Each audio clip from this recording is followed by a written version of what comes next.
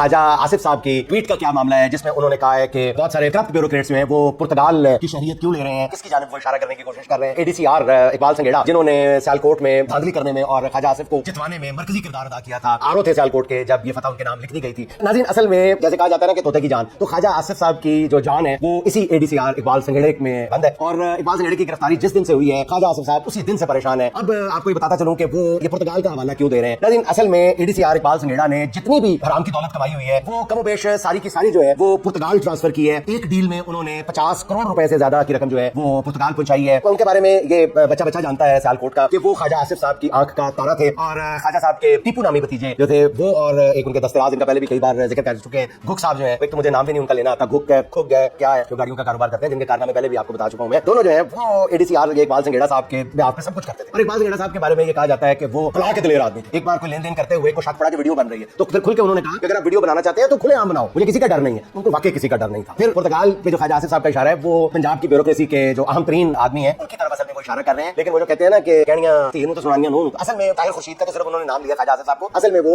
मौजूदा जो ब्यूरोक्रेसी के सरबराह है उनको वो सुना रहे हैं, उनको डराने की कोशिश कर रहे हैं। और नाज़रीन, जिस विर्क साहब का उन्होंने नाम लिया उनके बारे में भी आपको बता दूं कि अली सोहेल विर्क है। ये वाकईतन वहां पे जितने भी पाकिस्तान में बड़े बड़े जो बिग गन्स हैं, बिग शॉट्स हैं, नाज़रीन, उनको पुर्तगाल की शहरियत या गोल्डन वीजा दिलाने में इनका बड़ा रोल है। और पैसे की ट्रांसफर भी उसको लीगलाइज करना, वहां पे ब्लैक मनी को व्हाइट करके दिखाना, इसमें अली विर्क साहब है, इनका बड़ा रोल है। उनके साथ यहाँ पे कितने अहम लोग जो हैं उनकी उन्होंने वीजा प्रोसेसिंग की है, गोल्डन वीजा की प्रोसेसिंग की है। ये कहानी फिर सही पूरी तफसील के साथ अर्ज करूंगा। इसमें ख्वाजा साहब के क्या क्या मफादात हैं, क्या क्या स्टेक्स हैं, पूरी तफसील के साथ आपको गोश्त गुजार करूंगा। लेकिन मुझे जरा 2-4 दिन की मजीद मोहलत दे दे ताकि मैं इसमें मजीद काम कर सकूं।